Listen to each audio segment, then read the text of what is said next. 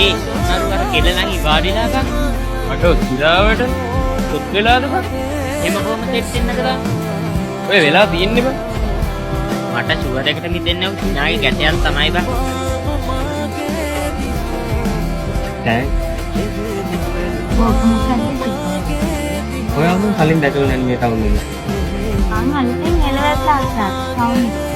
ඔයාගේ නම? මගේ නම දුර්ගා. දුර්ගා? ඔව්.